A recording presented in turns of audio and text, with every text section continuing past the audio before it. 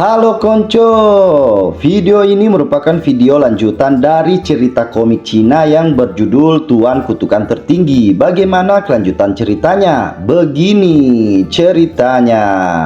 Melanjutkan cerita dari episode sebelumnya. Setelah semua yang mereka lalui di Gate of Apocalypse, kita kemudian dibawa untuk melihat perjalanan Yelin keluar dari sana. Tiba di pintu keluar, Ketua Wang Lichuan menyadari jika terjadi sesuatu yang aneh di gate itu, dan tiba-tiba seekor naga besar muncul di sana, mengagetkan mereka berdua. Tanpa permisi, naga itu langsung menyerang, menyemburkan serangan bola api dari mulutnya. Menghindari serangan tersebut, Yelin lalu berkata jika ia yang akan mengurus naga itu. Mengaktifkan Forbidden Spell Flame God's Seek. Dengan mudah Yelin mengalahkan naga itu hanya dengan satu serangan. Menyerap naga level 34, umur bertambah 424 tahun, mendapatkan 340 EXP, mendapatkan garis keturunan naga, konsentrasi 0,0001%, efek tidak diketahui. Menyadari apa yang ia dapatkan setelah mengalahkan seekor naga, Yelin kemudian bertanya-tanya tentang maksud dari garis keturunan naga tersebut. Namun, pemikiran Yelin seketika dipatahkan dengan perkataan Ketua Wang. Ini tidak baik, sepertinya gate ini akan runtuh. Kita harus secepatnya keluar dari sini. Tepat setelah Ketua Wang mengatakan hal tersebut, mereka berdua tiba-tiba tersedot ke arah portal, seolah memaksa mereka untuk keluar dari sana. Dalam proses ini, tidak sengaja Yelin menjatuhkan kunci Gate of Apocalypse. Ketika semua itu terjadi, tanpa disadari, mereka sudah berada di luar. Bersamaan dengan itu pula, Gate of Apocalypse menghilang. Aku menjatuhkan kunci Gate of Apocalypse-nya. Kapan dan di mana gate dan kuncinya akan muncul lagi, tidak ada yang tahu, kata Yelin menyesali kejadian itu. Ketua Wang Lichuan kemudian bertanya tentang kemanakah Yelin akan pergi sekarang. Aku ingin menguburkan guruku dengan layak terlebih dahulu. Jika nanti ada masalah, aku akan menemuimu. Dengan begitu, mereka pun berpisah. Dan singkat cerita, kita akan langsung dibawa ke kediaman Zhuge Qianxing. Kembali menggunakan Illusion Mask, Yelin menemui Zhuge Nini. Maafkan aku gagal melindungi guru.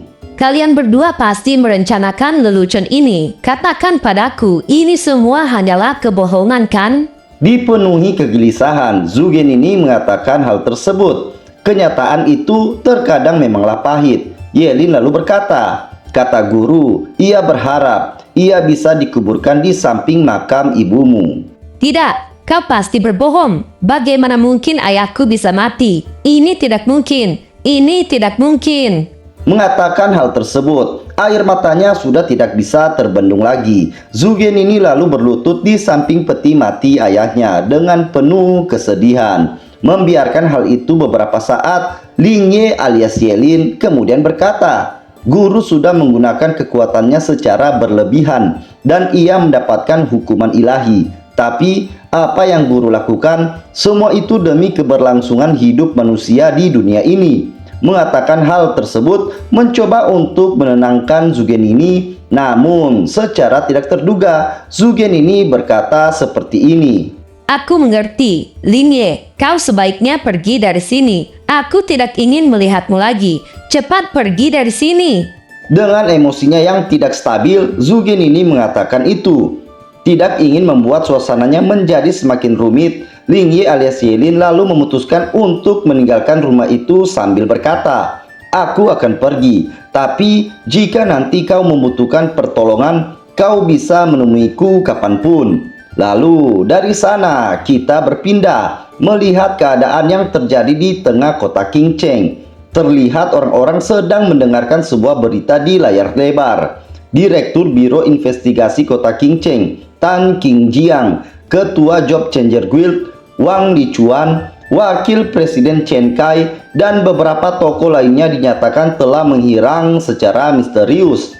Astrologi terkemuka kota Qingcheng, Zhuge Qianxing, dikabarkan telah berpulang ke rahmatullah. Begitulah isi beritanya. Di tengah-tengah kerumunan itu, ternyata Inspektur Huang juga ada di sana. Ia lalu memerintahkan anak buahnya untuk mencari tahu di mana keberadaan Yelin sekarang. Ia berencana ingin berbicara empat mata dengan Yelin. Singkat cerita, slide kembali berpindah dan kita akan dibawa melihat Yelin yang sedang asyik bersantai sambil ditemani beberapa wanita. Inspektur Huang ternyata juga sudah sampai di tempat itu. Melihat kedatangannya, Yelin lalu menyapa. Panggil dua orang gadis lagi untuk melayani Inspektur Huang. Soal biayanya, masukkan ke tagihanku. Mendengar hal tersebut, Inspektur Huang kemudian berkata jika ia tidak membutuhkan hal itu. Yelin, bisakah aku mengetahui kemana saja kau selama seminggu terakhir ini? Mendapatkan pertanyaan itu, Yelin kemudian menjawab jika ia tidak mengingat sudah melakukan perjalanan kemana saja selama seminggu terakhir. Jadi begitu ya. Kalau begitu, aku akan mengajukan pertanyaan lain. Apakah kau menyamar sebagai Lin Ye dan mengikuti Tuan Zhuge Qianxing ke luar kota? Jawab ya atau tidak. Memberikan pertanyaan tersebut, Inspektur Huang kemudian langsung memegang tangan Yelin. Yelin yang tidak ingin berurusan lebih jauh lagi, lalu mengambil handphonenya, merekam kejadian itu dan berkata, Inspektur Huang, apakah kau memiliki bukti? Tolong berhati-hati, aku bisa saja melaporkanmu atas tuduhan pencemaran nama baik.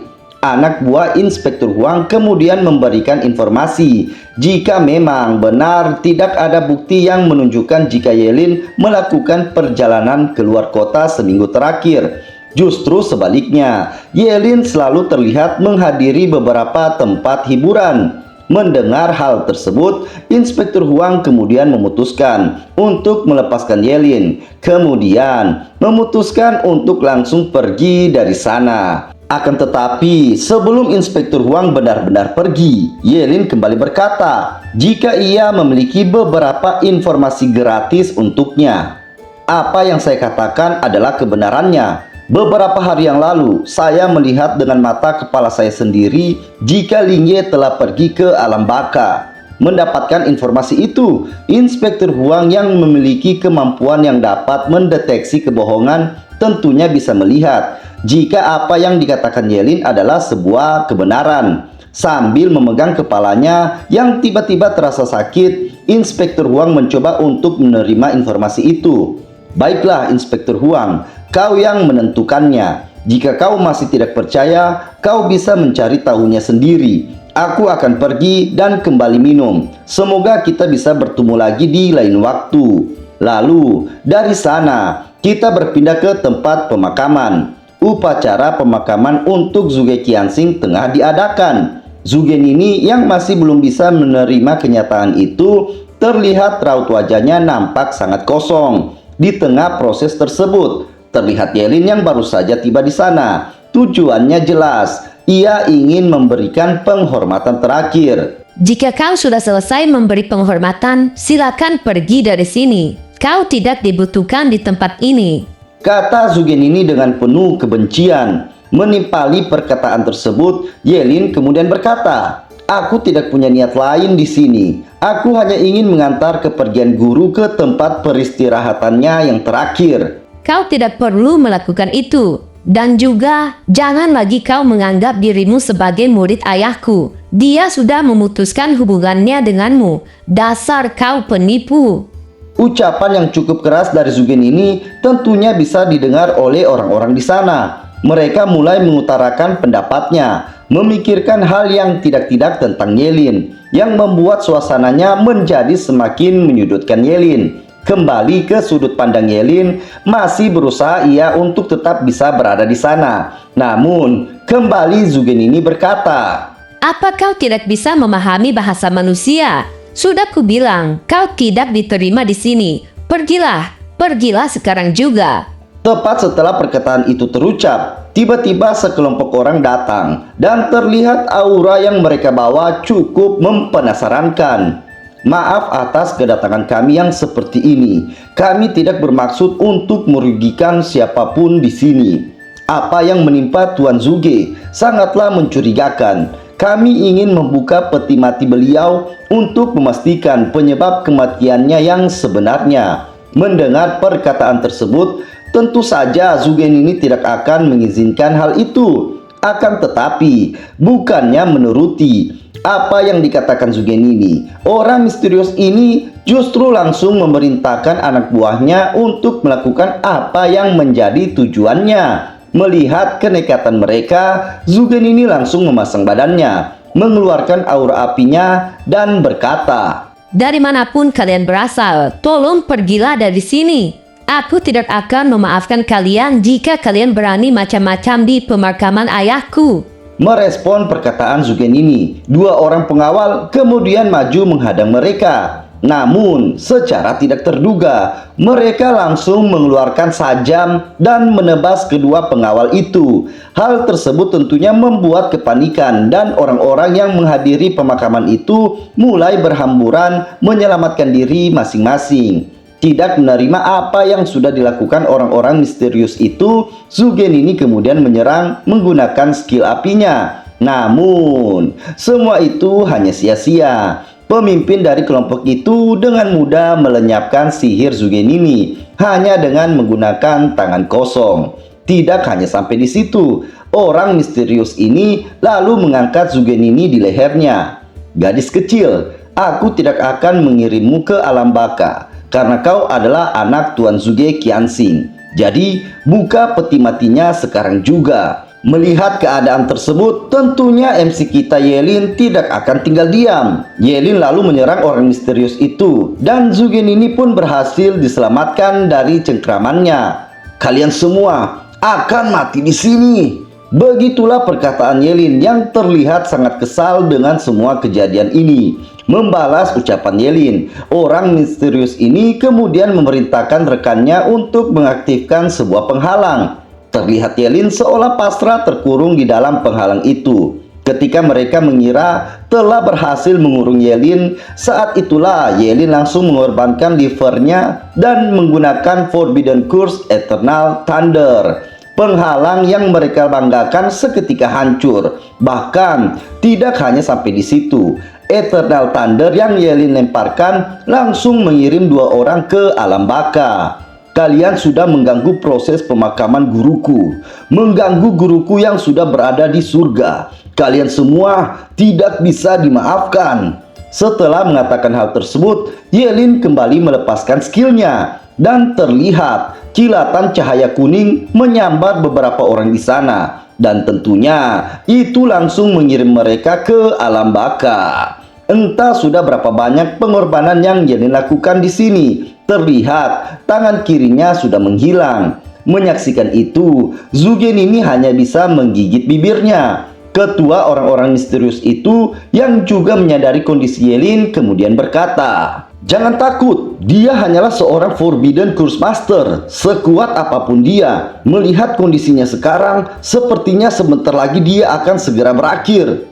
Tersisa 3 orang penyerang di sana. 2 diantaranya kemudian maju menyerang Yelin. Merespon apa yang mereka lakukan, Yelin pun maju untuk menghadang keduanya. Namun, ketika Yelin berhasil menjangkau salah satu dari mereka, tiba-tiba saja ketua orang-orang misterius itu telah berpindah ke belakang Yelin, bersiap melepaskan skillnya. Tentu saja kesempatan itu tidak disia-siakan, dan Yelin harus terkena serangan yang sangat fatal. Berlutut Yelin di sana dengan kondisinya yang terlihat sangat mengenaskan. Mereka yakin telah berhasil mengirim Yelin ke alam baka. Namun ketika mereka mulai berjalan mendekati Zugenini, disitulah mereka sadar jika apa yang mereka pikirkan semuanya hanyalah kesombongan semata. Terlihat Yelin telah melayang di ruangan itu. Walaupun kondisinya masih berlumuran cairan merah, itu tidak membuat Yelin kesulitan. Forbidden Curse Undying mengaktifkan skillnya. Aura biru kemerahan menyelimuti tubuh Yelin. Melihat ke arah Yelin, ketiga orang ini tentunya sangat terkejut. Mereka bahkan menganggap Yelin layaknya seorang iblis. Yelin yang sudah tidak ingin berlama-lama lagi kemudian mengaktifkan sebuah skill yang bernama Forbidden Curse Eyes of Eternal Freeze. Ketiga orang ini tentunya menyadari apa yang Yelin lakukan. Mereka lalu mencoba untuk menghindari skill yang Yelin lepaskan. Akan tetapi, usaha mereka sia-sia sebab tingkat kecepatan pembekuan dari skill Yelin lebih cepat dari pergerakan mereka. Dan ketiganya berakhir menjadi Eskiko. Selesai dengan semua itu, Yelin lalu mendekati peti jenazah Tuan Zhuge Qianxing. Kemudian mengangkat peti jenazah itu tanpa memperdulikan Zhuge Nini yang ada di sana. Yelin, kau mau bawa kemana ayahku? Dengan penuh kebingungan, Zhuge Nini menanyakan hal itu. Aku akan mengubur guruku sendiri. Begitulah jawaban Yelin yang sangat singkat juga padat. Dan tanpa menoleh ke belakang, Yelin pergi dari sana. Kemudian, setelah kejadian itu, slide berpindah dan kita akan diperlihatkan sosok baru di dalam cerita ini. Percakapan apa yang terjadi di sini itu berkaitan dengan Gate of Apocalypse. Bapak berambut putih ini yang belum kita ketahui namanya, ternyata ia juga mengenal Zhuge Qianxing. Ia sangat penasaran tentang alasan Zhuge Qianxing memasuki gate itu. Orang bertopeng kemudian bertanya, perlukah ia mengirim seseorang untuk mengambil jenazah Zhuge Qianxing?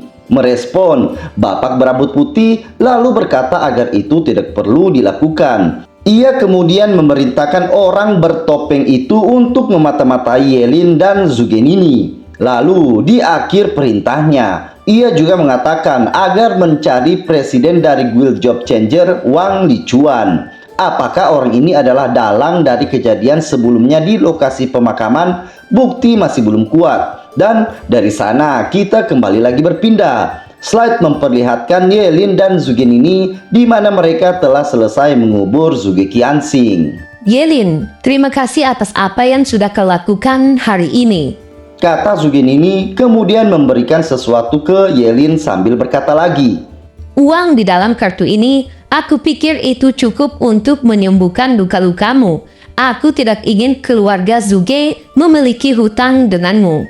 Diperlakukan seperti itu, Yelin hanya terdiam. Merasa semua itu tidak diperlukan, ia lalu memutuskan untuk pergi dari sana. Tentu saja apa yang Yelin lakukan saat ini dipertanyakan oleh Zhuge Nini. Apa yang aku lakukan hari ini, lillahi ta'ala, aku melakukannya dengan ikhlas. Semuanya untuk membalas kebaikan guruku. Aku tidak butuh imbalan untuk semua itu. Kau terlalu banyak berpendapat. Kau hanya beruntung. Jika seandainya ayahmu bukan Tuan Zhuge, kau hanya akan menjadi orang yang tidak berguna. Seperti ditampar bolak-balik. Mendengar semua itu dari Yelin, Zhuge Nini seketika menyadari semuanya. Kau benar, selama ini aku memang terus bergantung kepada ayahku. Dan sekarang, apa yang aku lakukan, bahkan hanya untuk menjaga peti matinya, aku tidak bisa. Mengatakan hal tersebut, Zhuge Nini tersungkur di sana. Dengan penuh penyesalan, ia hanya bisa menangis, memikirkan semua yang sudah ia lakukan selama ini. Kemudian, dari sana kita berpindah ke kediaman keluarga Ji. Terlihat Yelin sudah berada di sana. Melihat mata Yelin yang diperban, Ling Yu khawatir. Namun, Yelin langsung menimpali jika ia baik-baik saja. Tuan Ji lalu datang. Ia menanyakan rencana Yelin selanjutnya. Tuan Ji juga menyarankan agar Yelin tinggal di kediamannya saja.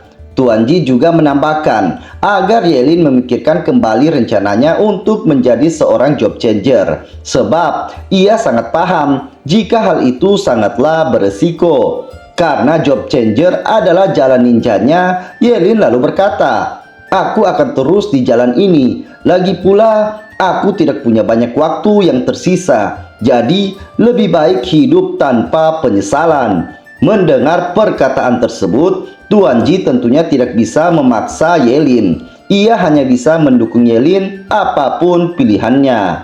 Lalu, dari sana, slide kembali berpindah. Terlihat Yelin sudah berada di kamarnya. Masih di rumah Tuan Ji tentunya. berbaring di ranjangnya. Tiba-tiba kantong penyimpanan yang sebelumnya almarhum Zhuge Qianxing berikan keluar sendiri. Dari dalam kantong itu, dua gulungan skill keluar. Gulungan skill pertama bernama Phantom Technique dengan keterangan pengguna menciptakan bayangan ilusi di depan dirinya untuk mengacaukan musuh.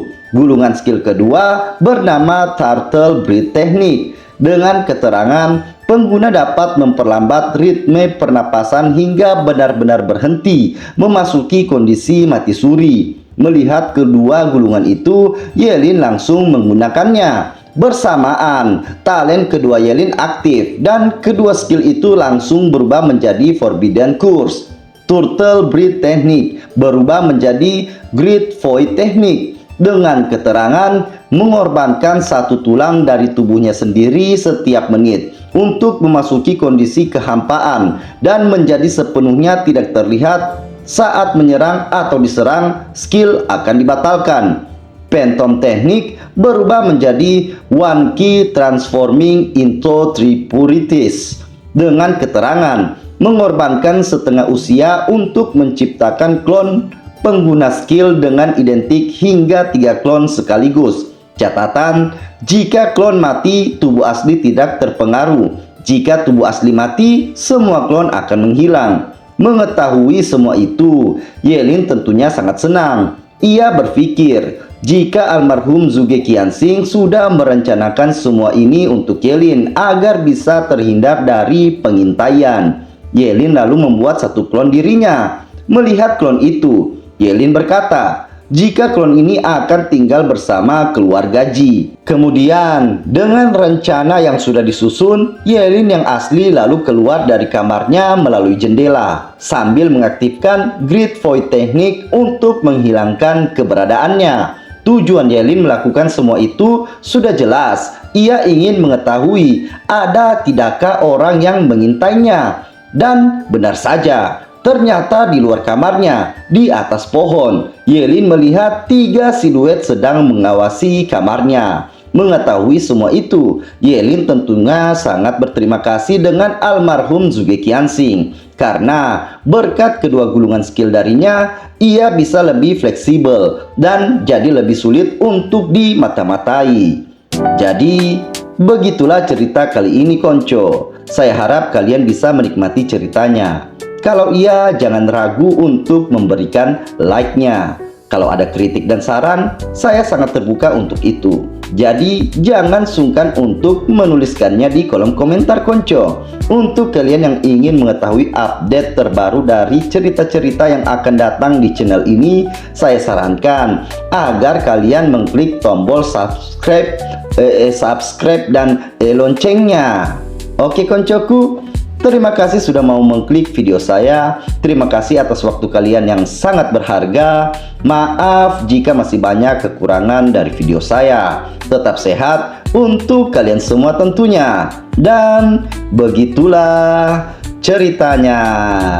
Alhamdulillah selesai. Dan assalamualaikum. Sampai jumpa di video selanjutnya.